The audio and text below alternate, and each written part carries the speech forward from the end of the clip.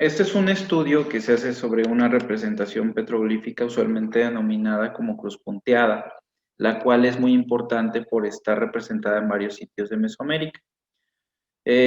Particularmente me voy a centrar en una obtenida en Teotihuacán, que es publicada por Galinto y Clapp en 2009. Yo parto de 4 hipótesis y en este trabajo me voy a centrar en las primeras dos, que estas manifestaciones fueron útiles para contabilizar el tiempo como sistemas calendáricos y que tienen una lógica interna en relación con el pensamiento cosmogónico mesoamericano y fenómenos astronómicos.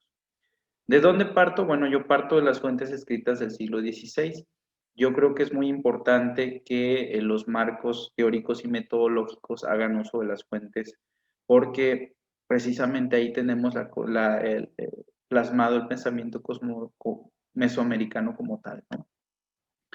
Muy bien. Respecto a los calendarios indígenas, bueno, hay diversas cuentas. Sahagún documenta primeramente un calendario solar de 360 días llamado Shupowali, pero también otro en el cual consiste una rueda calendárica donde hay un conteo de 4 caracteres por 13 años cada uno, que da un total de 52 años. Justamente lo tenemos aquí. Yo decidí girarlo para evitar confusiones por nuestra manera de concebir el espacio. Usualmente el oriente pues es lo más importante para las sociedades indígenas y por eso se indica en la parte de arriba. En nuestra concepción occidental, esta visión correspondería a la imagen de la derecha. El conteo del tiempo, bueno, vemos que hay una disposición cuatripartita, que hay 20 caracteres también que rigen sobre 13 días cada uno de acuerdo con otra de las cuentas que registra Sagún, pero que afirma que no fue calendario porque él no entiende la lógica de esta cuenta de 260 días, ¿no? El cual conocemos actualmente como Tonalpowali y cuya función se relaciona con los presagios. Concatenación, bueno, sabemos que existe una concatenación cada 52 años en las cuales pues coinciden los periodos Tonalpowali con los Chupowali y también que está documentada la presencia de biquintos o bisiestos que ocasionan el desplazamiento de una trecena en las cuentas calendáricas. Nuevamente las hipótesis, les comentaba que pues indudablemente estas representaciones fueron útiles para contar y registrar el tiempo que tienen una propia lógica. Aquí vemos un contraejemplo en el cual pues, se utiliza una estrategia de pensamiento occidental para comprender estas representaciones, quedando un vacío en la explicación de los demás puntos. Les comentaba, estas representaciones son importantes porque se encuentran en casi todo el altiplano, occidente y noroccidente. Las evidencias de cruces punteadas, no obstante, también se extienden hasta Nuevo México y Guatemala, siendo las de Teotihuacán las más conocidas, generalmente tienen 1 metro de diámetro, las más antiguas son del preclásico tardío, el diseño está conformado por perforaciones circulares a manera de puntos dispuestos en un par de ejes, y bueno, fueron realizadas por percusión, las medidas de los huecos son de alrededor de 1 centímetro. Y bueno, en cuanto a tipología, casi siempre se trata de un doble círculo, aunque también vamos a tener representaciones cuadradas. Esta es una de las más famosas que fue registrada en Chihuahua, Hidalgo, y que se ha vinculado con la explosión de una supernova. Contextos. Se encuentran en pisos de estucos asociados a edificaciones y salientes rocosas. Tienen una vista habitual hacia el este y se encuentran por igual de manera horizontal o vertical. ¿Qué explicaciones se han dado? Bueno, marcadores o puntos de observación astronómicos, estaciones para trazar ejes urbanísticos, dispositivos de orientación, calendarios, fines adivinatorios y tableros de juego. Y bueno, sus utilidades irían desde lo práctico hasta lo. Estas son dos que existen en la región, fueron documentadas por un servidor hace unos meses, una está en Momax, en el sur de Zacatecas, y la otra en Cerro de Huistra, en norte de Jalisco. Vemos que las variantes no son redondas, sino son cuadradas.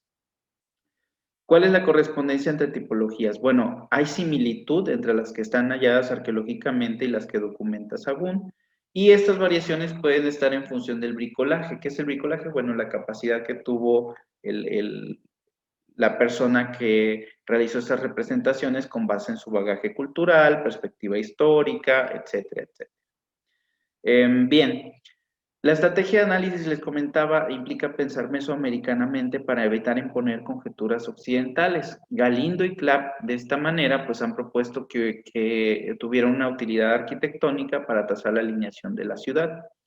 Esta idea fue sostenida también por Aveni y fue retomada de Milon, sin embargo, es algo muy difícil de corroborar. También mencionan que está relacionada con dos fechas específicas, el 29 y 13 de abril y el 13 de agosto, con un espacio intermedio de 260 días. Es decir, tenemos implícito una cuenta relacionada con Venus. Y bueno, esta es la representación que es publicada por Galindo y Clapp en 2009. La hipótesis de trabajo es que las cuentas calendáricas Tonalpowali y Xiuhpohualli ya eran conocidas en época teotihuacana, así también como los periodos de cierre, conocidos como Toshumolpili en el posclásico. Y bueno, esto ya era prácticamente propuesto por Aveni porque él indicaba que había una similitud entre estos petroglifos y las ruedas calendáricas.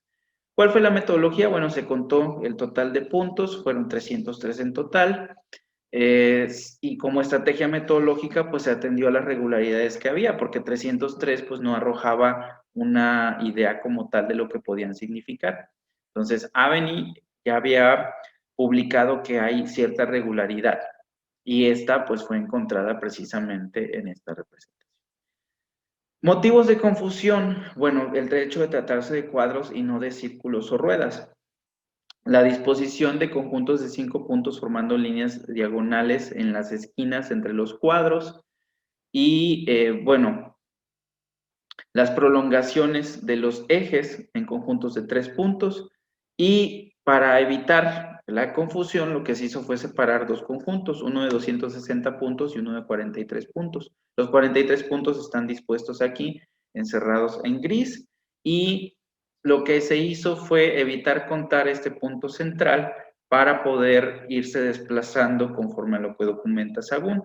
Al final hizo falta un punto para completar los de 160 y se tomó justo de esta parte, respecto a cómo iba la lógica del conteo.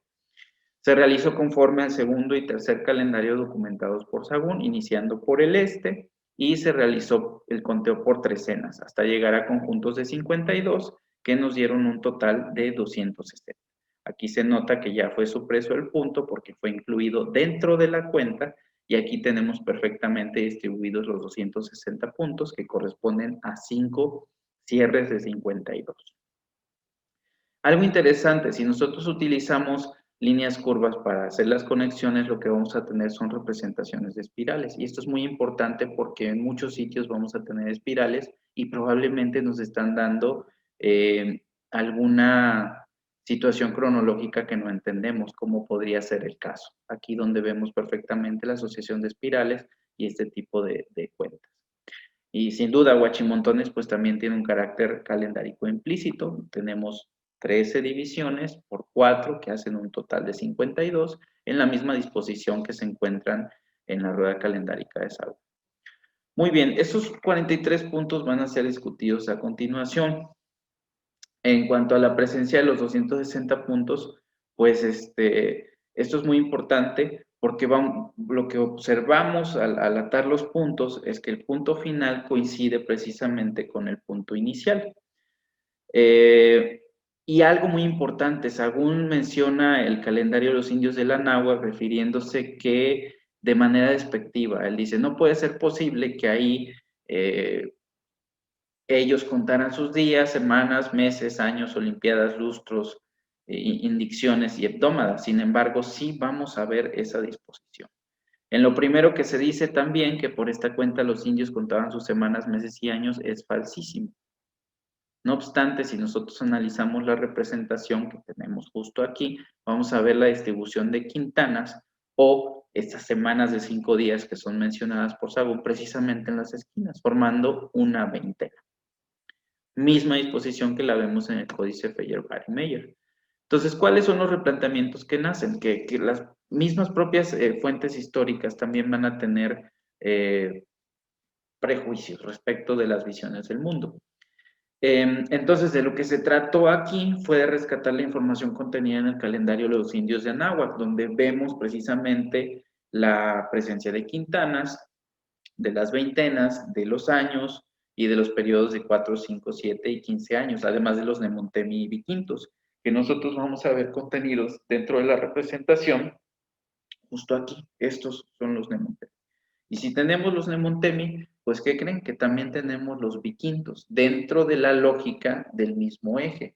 Entonces, por lo tanto, estos dos también van a tener su propia lógica. Algo muy importante, la pertinencia de los Viquintos. Los Viquintos están relacionados con los bisiestos y los bisiestos con los años Toxtli y los años Toxtli con el culto de la diosa Chicomecoatl. Algo importante que pasa en el posclásico es precisamente una sustitución del culto del cierre de Fuego Nuevo, de la celebración de Fuego Nuevo, perdón, por los años Acatl. Se sustituyen a los años Toxtli por los años Acatl para celebrar esta importante situación. Entonces, eso se ve gráficamente aquí representado. Ya los años Toxtli no representan al oriente en el posclásico, representan al sur, cuando originalmente, muy probablemente representaban al oriente. Entonces, bueno, esto nos permite también entender la concepción mexica y teotihuacana del tiempo. Esta concepción sin duda está relacionada con el culto de las 7 serpientes. Y pues lo vemos aquí perfectamente, ¿no? Este giro que ocurre en el calendario nos permite también tomar en cuenta el posicionamiento que tiene el culto de 7 serpientes hacia el este, que como sabemos para el posclásico pues era una deidad sumamente venerada por los mexicas. Entonces, bueno, esta pertinencia nos hace asociar también el conjunto de 7 y 5 puntos restantes, que estarían representando precisamente a Venus y a las Pléyades. Recordemos que 5 periodos venusinos son equivalentes a 8 años terrestres, por eso cada 8 años ocurre un fenómeno muy interesante del cielo, que es Venus atravesando.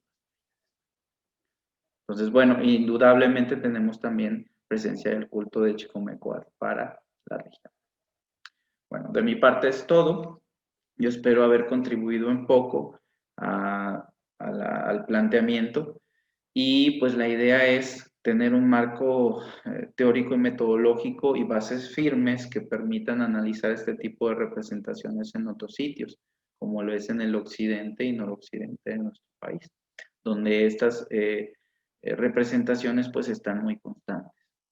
Y pues la idea es contrastar a futuro la tercera y cuarta hipótesis, en la cual estas cuentas del tiempo pues nos permitirían conocer los años en los que estuvieron los grupos culturales en un determinado sitio. Bueno, espero haber sido claro, muchos saludos y muchas